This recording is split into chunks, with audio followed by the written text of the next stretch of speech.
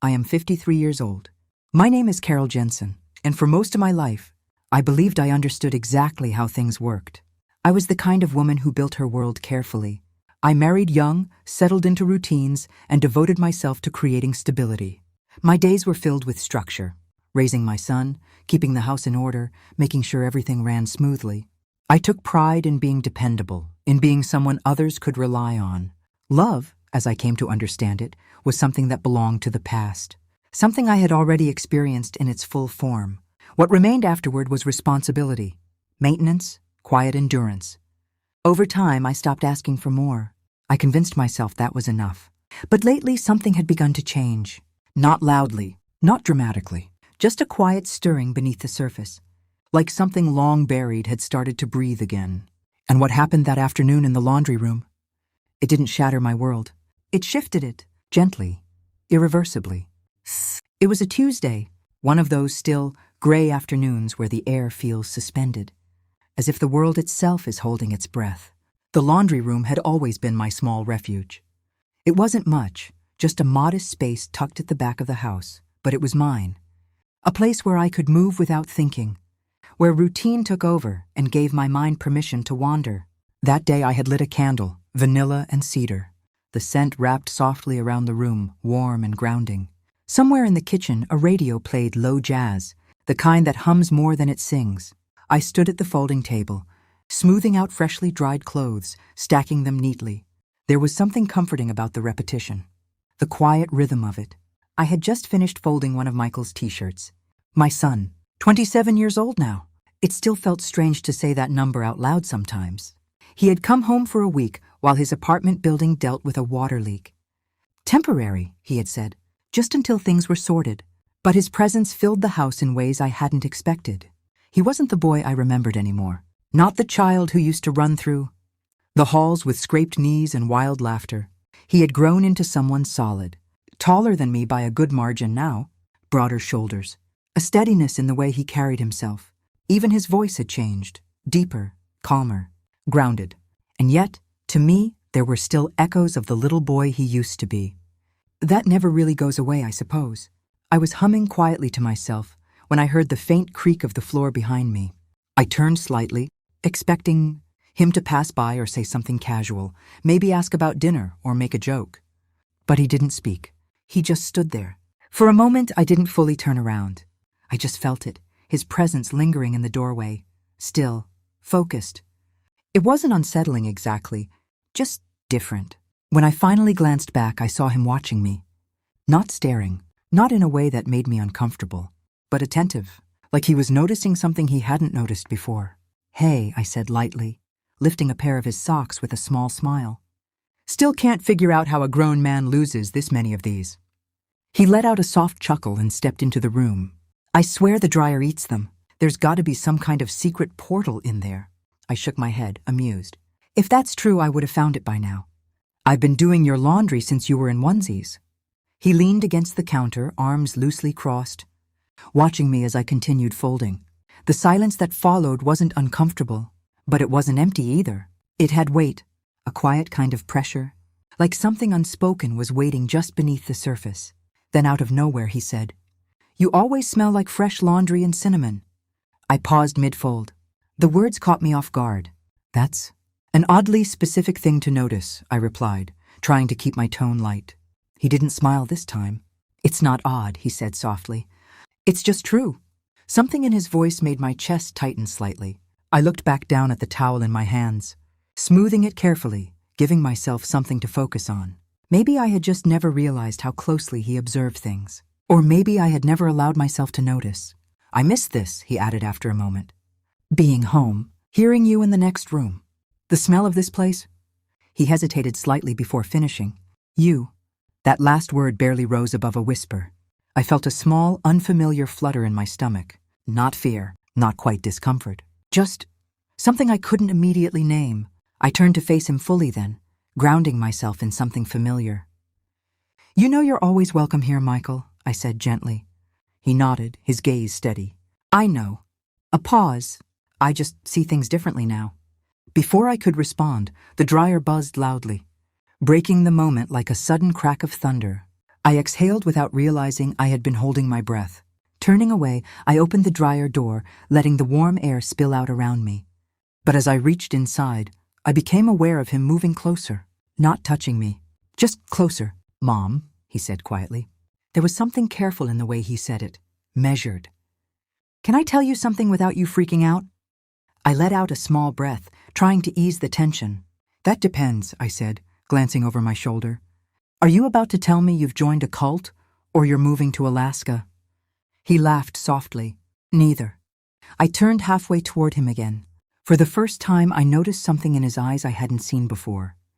Not tiredness, not confusion, depth. Like there were things he had been carrying for a long time. "What is it?" I asked. He hesitated just briefly. "I think you're incredible." The simplicity of it caught me off guard. "I don't say it enough," he continued. "You've always held everything together, even when things were hard." My breath caught slightly. It wasn't just what he said. It was how he said it, like the words had been building quietly over years, layered with something deeper than simple appreciation. I stepped closer and lifted my hand to his cheek. The gesture instinctive, familiar. "You're a good man, Michael," I said softly. He closed his eyes for just a moment, leaning slightly into my touch. "I don't always know what I am," he admitted. "But I know this. Being here with you feels more right than anything has in a long time." The room fell silent again, but this time it felt different. Not just quiet, charged. Something invisible stretched between us, delicate and uncertain. And in that stillness I felt it. A shift, small, but undeniable, like a single thread being pulled loose from something tightly woven. I didn't understand it. I didn't want to define it. I only knew that something had changed, and there was no folding it neatly away. That night, I lay awake longer than usual, staring at the ceiling, listening to the quiet sounds of the house. Everything was the same, and yet nothing felt quite the same. The next morning, I moved through my routine as if nothing had happened. Coffee, breakfast, light cleaning, normal things, safe things. But beneath it all, there was a subtle awareness I couldn't ignore, a question lingering at the edges of my thoughts, not loud enough to demand answers, but present enough to be felt. Michael had gone out for a jog early. I was grateful for the space, not because I regretted anything, but because I needed to understand what I was feeling, or at least try to. I sat at the kitchen table with my coffee, watching the steam curl upward. His words from the day before echoed softly in my mind. "Being here with you feels more right than anything has in a long time." There had been no wrongness in it, no clear boundary crossed, and yet it had stirred something I hadn't felt in years. By the time he returned, the sun was higher in the sky. He stepped inside, slightly breathless, his t-shirt clinging lightly from the run. "You ran long," I said, glancing up. "Had a lot to think about," he replied. There was a pause between us. Not awkward, just aware. "Did it help?" I asked. He took a sip of water before answering. "I don't know yet." And somehow, I understood exactly what he meant. Something had begun. Not loudly, not recklessly, but quietly, carefully, like the first shift of seasons before anyone notices the change. And whether I was ready or not, I knew this was only the beginning. The next few days didn't unfold in any dramatic way. There were no grand confrontations, no sudden decisions, no lines clearly drawn or crossed. Instead, everything existed in a quiet, suspended state, as if time itself had softened around us. Michael stayed. What was meant to be a short visit stretched into something undefined.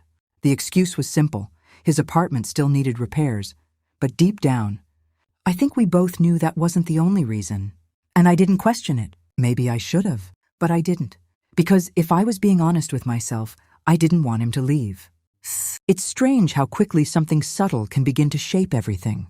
Nothing about our routine had drastically changed. We still moved through the same spaces, shared the same meals, spoke about ordinary things, groceries, weather, memories from years ago. But underneath it all, there was awareness, a quiet current running beneath every interaction.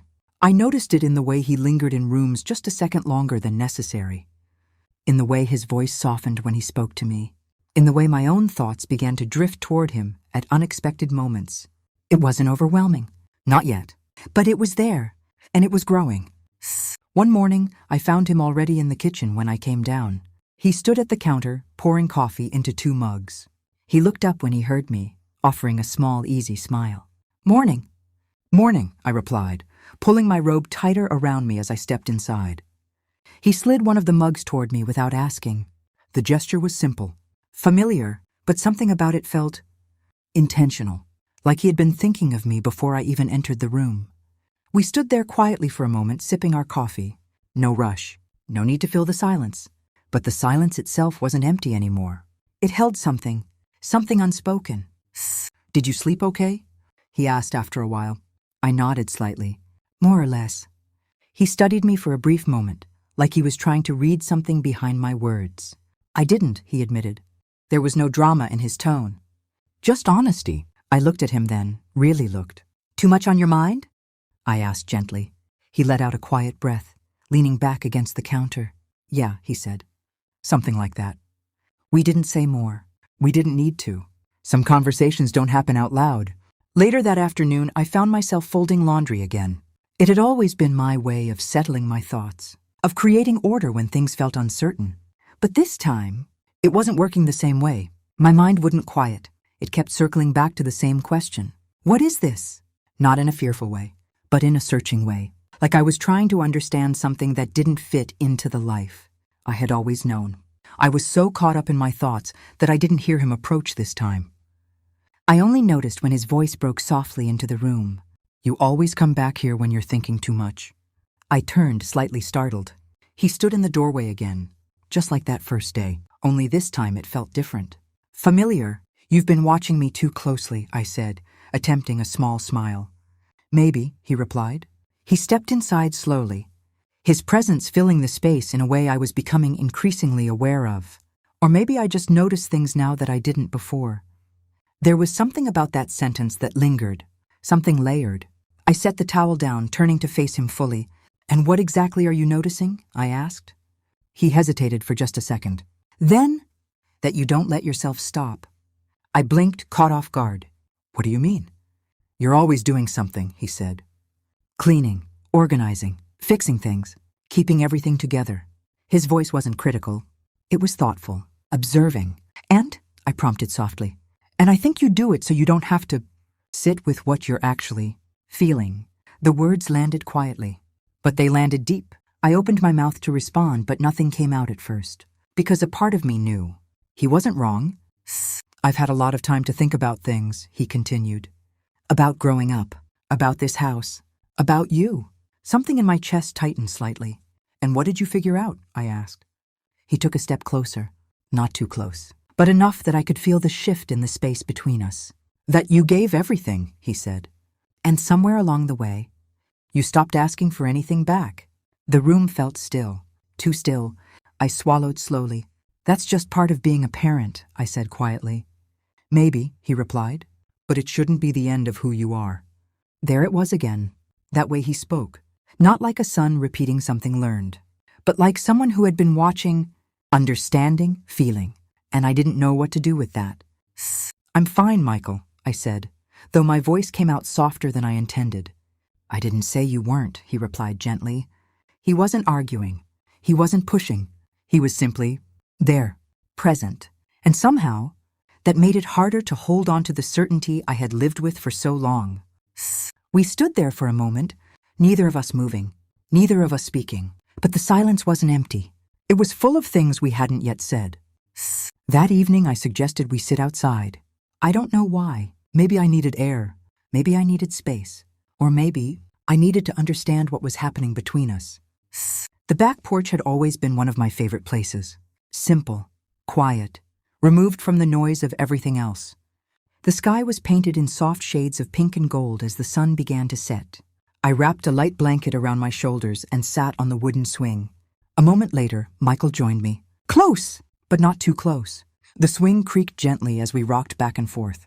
For a while, we didn't speak. We just listened. To the distant hum of the evening. To the quiet rhythm of the moment.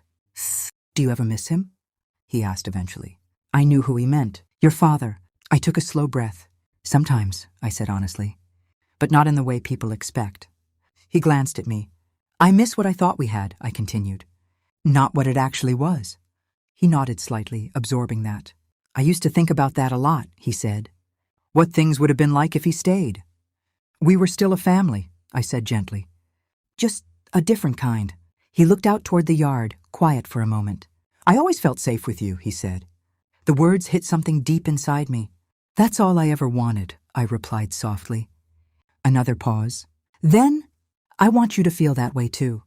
I turned to him, something in his tone catching my attention. What do you mean?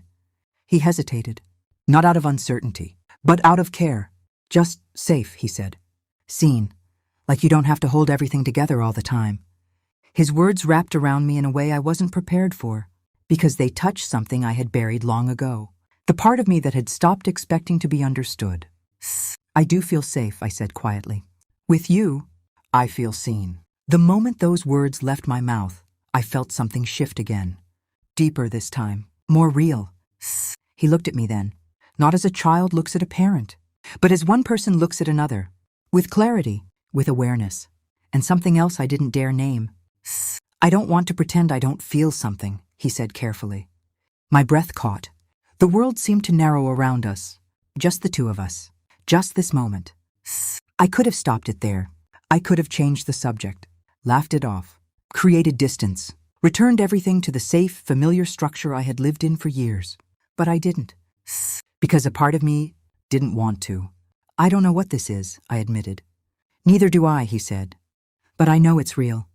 The honesty of it left no room to hide, no room to pretend. We didn't move closer. We didn't cross any visible line, but something had already shifted beyond words. The swing rocked gently beneath us. The sky darkened, and for the first time in years, I didn't feel invisible. That night, as I lay in bed, I realized something I hadn't allowed myself to think before. This wasn't about breaking rules. It wasn't about right or wrong in the way I had always defined it. It was about something deeper, something human. The need to be seen, to be understood, to feel alive again. And whether I was ready or not, I was already standing at the edge of something that would change everything. The next morning arrived quietly. Soft sunlight filtered through the kitchen windows, casting a warm glow across the table where so many unspoken truths had settled between us over the past few days. Everything looked the same walls, the same furniture, the same familiar stillness. But inside me, nothing was the same anymore. I stood at the counter, pouring coffee into 2 mugs, watching the steam rise as if it might carry my thoughts away with it.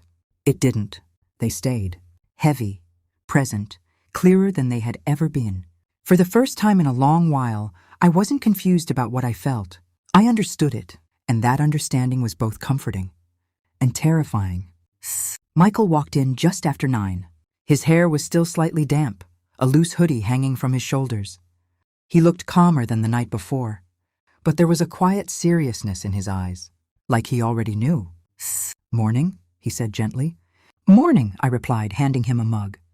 Our fingers brushed briefly, a small, simple contact, but it carried weight now. We didn't avoid each other. We didn't pretend. We just stood there side by side, sipping coffee in a silence that no longer felt uncertain. It felt inevitable. I think we should talk, I said finally. He nodded. Yeah, I think we should too. We sat across from each other at the kitchen table, the same place where we had shared countless ordinary conversations over the years. But this one mattered more than any before it. I took a breath, steadying myself. I need to say this clearly, I began. Not just for you, but for me. He didn't interrupt. He just listened. What's happened between us? The way we've been feeling, it's real. Saying it out loud made it heavier. More solid, but also more honest. I'm not going to pretend it isn't, I continued, because that would be a lie.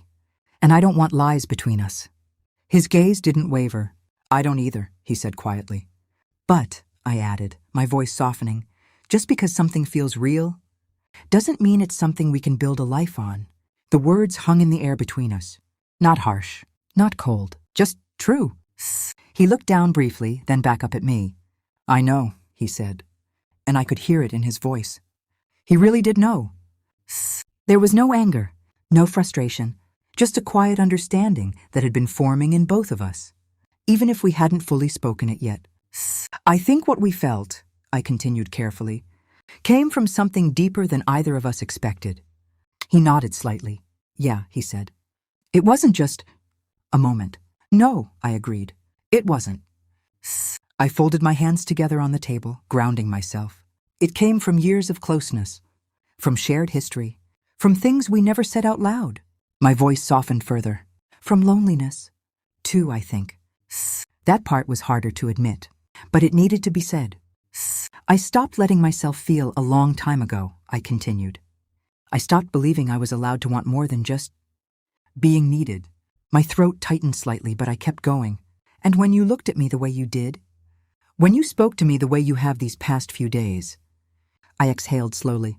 It woke something up in me. The truth of it settled between us. Raw, unprotected, but necessary. Michael leaned forward slightly, his voice steady. You deserve to feel that, he said. You deserve to be seen, to be wanted, to be more than just everything you've had to be. His words were gentle, but they carried weight. Tears stung my eyes, but I didn't look away. Maybe I do, I said softly. A small pause, but not like this. That was the line. Clear, unavoidable. We both felt it. He leaned back in his chair, exhaling slowly, as if releasing something he had been holding on to. Yeah, he said quietly. I know. There was no dramatic break, no sharp ending, just a quiet, shared understanding. I don't regret what we felt, I said after a moment. Neither do I, he replied. And that was the truth. There was no shame in it, no denial, just acceptance. But I do know this, I continued. We have a choice now. He looked at me again, a question in his eyes. We can let this confuse us, I said. Blur everything we've built, everything we are to each other. My voice steadied. Or we can understand it for what it really is. And what is it? He asked quietly.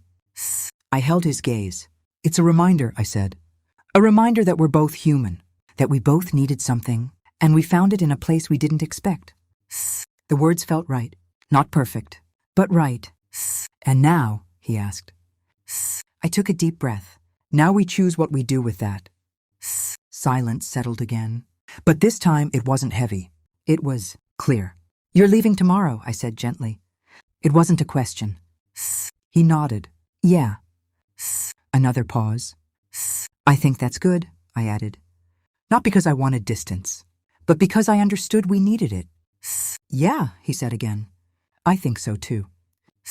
We sat there for a while longer, not speaking, just being, letting everything settle into its proper place. Later that day, we moved through the house differently, not avoiding each other, but more aware, more intentional. When he passed by me in the hallway, his hand brushed my shoulder lightly, a familiar gesture. But now, it carried something softer, something understood. That evening, we sat on the porch again, just like before, the sky fading into shades of blue and gray, the quiet hum of the night surrounding us. This time, there was no tension, no confusion, just a quiet sense of closure. I'm glad we talked, he said. Me too, I replied. He looked out into the distance for a moment. Do you think things will feel normal again? He asked. I thought about that carefully. Not the same kind of normal, I said, but a better one. He smiled slightly. I'd like that. So would I. We sat in silence after that, but it wasn't empty. It was peaceful. The next morning came too quickly. Suitcase by the door, coffee cups half finished. Small, ordinary moments that felt more significant than they should have. At the door, he paused, looking at me like he wanted to say something more. Instead, he stepped forward and wrapped his arms around me. I hugged him back, tightly, not holding on to what had happened, but holding on to what mattered. Take care of yourself, I said softly. You too, he replied. And then he was gone. The house felt quieter after he left, but not empty.